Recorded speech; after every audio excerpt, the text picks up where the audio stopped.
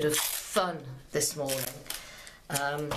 This is the paint box that I did that last video of about the palette colours.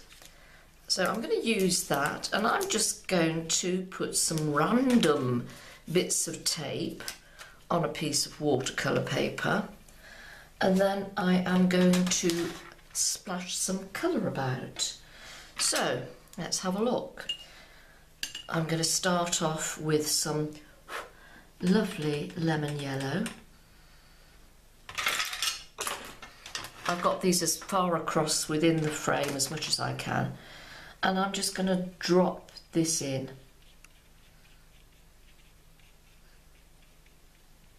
It may or may not bleed under the tape.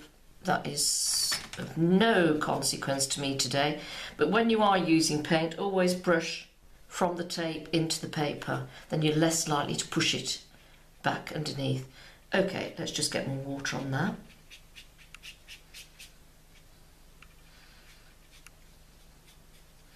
So I've gone all over that section in lemon yellow.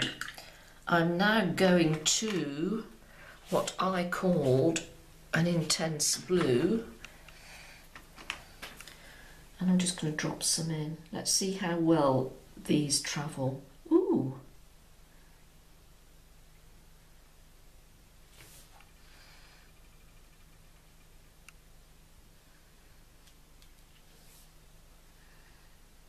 That's rather fun. There's a bit of a dip in the paper there, so you can see how they've run in. Let's try a different blue, an ultramarine. Or I thought it was ultramarine.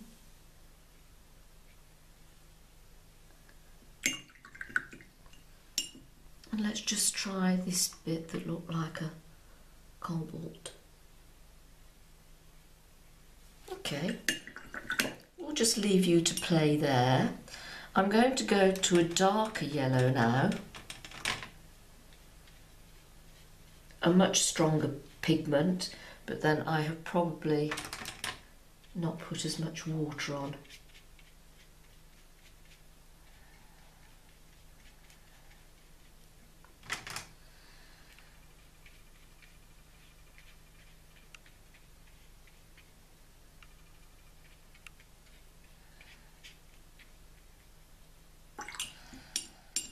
And I'm going to put a little bit of an alizarin crimson in.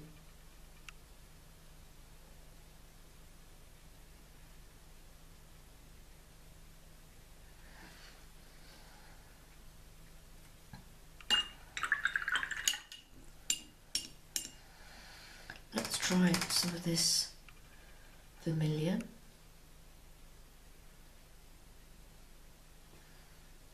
Okay, now what I'm going to do now is lift that big puddle out there.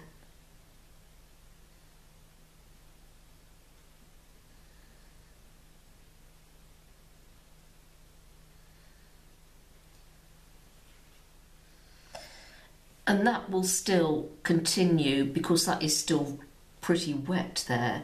It will still continue. But look how interesting it is. Let me zoom in for you. The way the colour moves in the grain, in the texture of the paper, and also how it travels, where it's sort of more intense than others.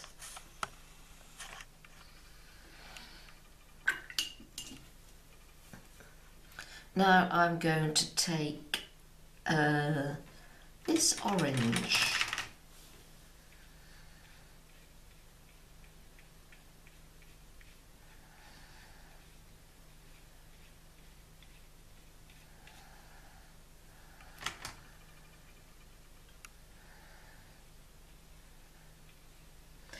And then I'm going to take this strong red, and I'm just going to run it down that line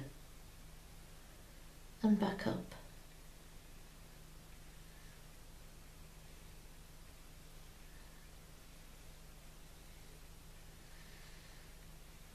getting, as the paper takes the brush across, takes the moisture and the paint out of it, it gets lighter and lighter.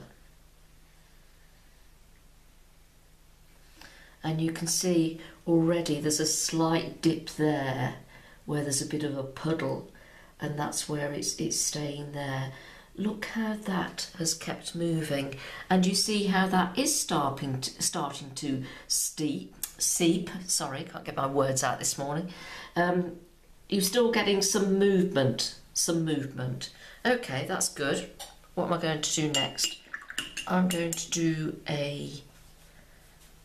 this olivey green.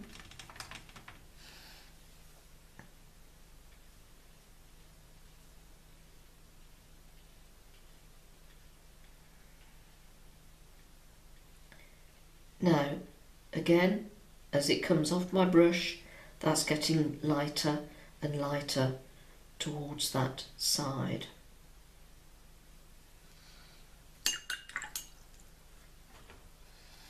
And now if I take a very strong colour, let's take this ultramarine blue. Let's just make some marks. Now this is a perfect demonstration, don't know why I didn't think of it before, to show you how most of the paint is in the tip of the brush. Look, there's the shape, the bristle shape, because I've literally gone into the, just show you, the brush is wet, but I've gone in and I've put the tip in. Don't know if you can see. Show you again.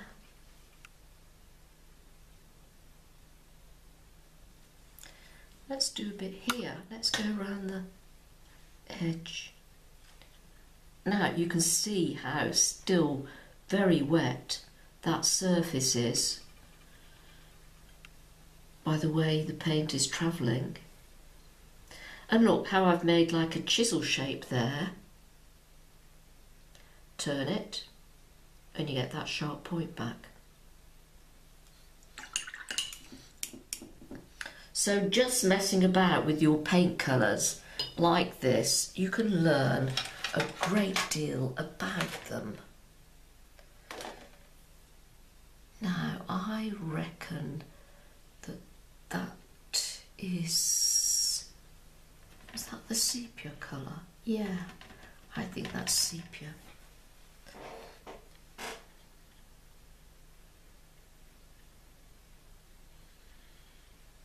So let's just, with a very thin wash, tint that whole section.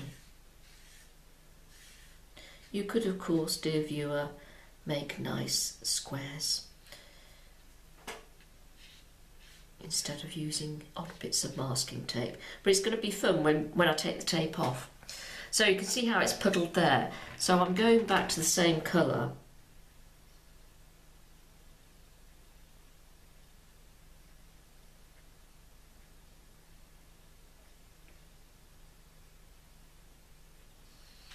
And dropping more bits in. Let's go to where it's paler. Look how the spread is different. How the little spidery legs go out in a different way.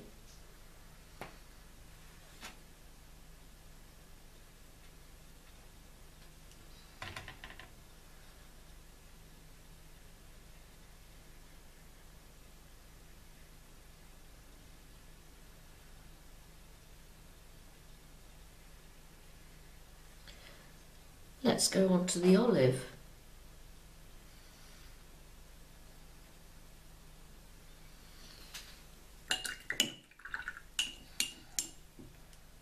Now I'm going to let those dry. No, I'm not. Yes, I'm going to let those dry, but what I'm going to do here is I'm just going to show you some really strong brush marks.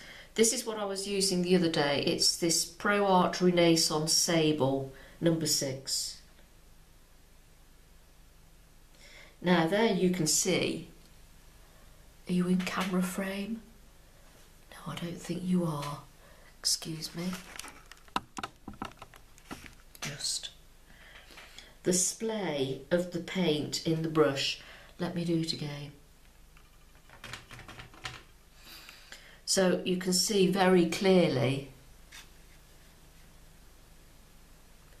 where the moisture is in that brush and the colour.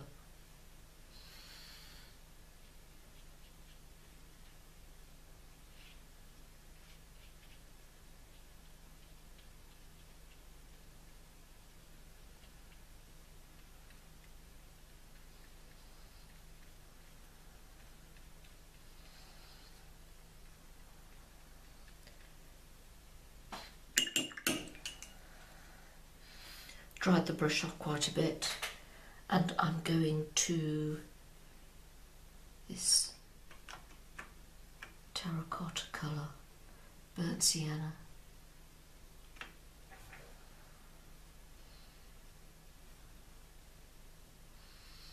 What a delicate little mark that is.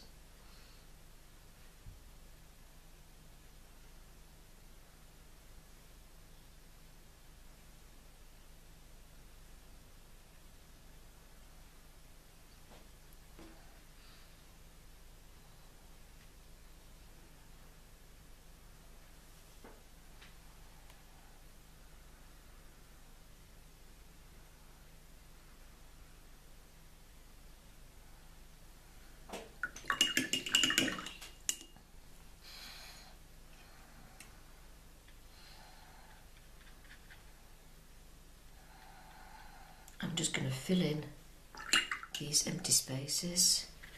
Let's see if I can activate that. See how strong staining it was. Pretty strong. That dried out quite quickly. Just bung some more colour on it.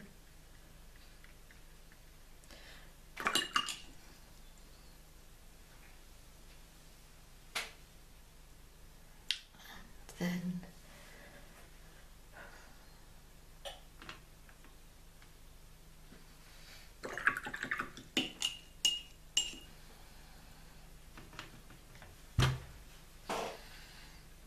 oh, look at that strong pigment.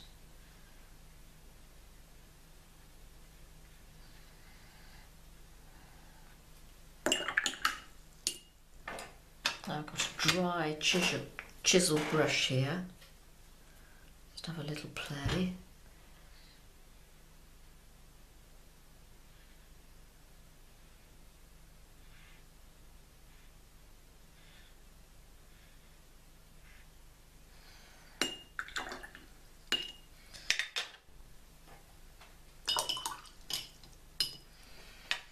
Let's take a piece of,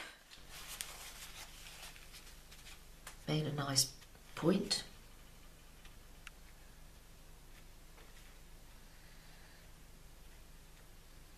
Getting a pattern now.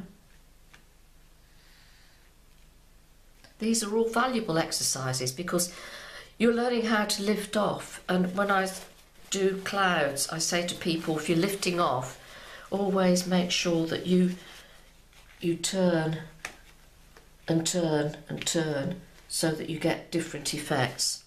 Let's just put a bit more red on there.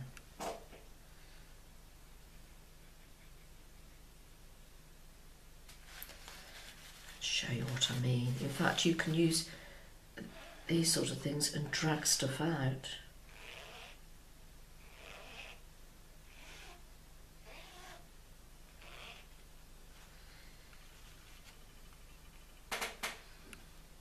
So that's interesting. I'm going to let that dry, then I'll come back, I'll take the tape off and we'll see what else I'm going to do with it.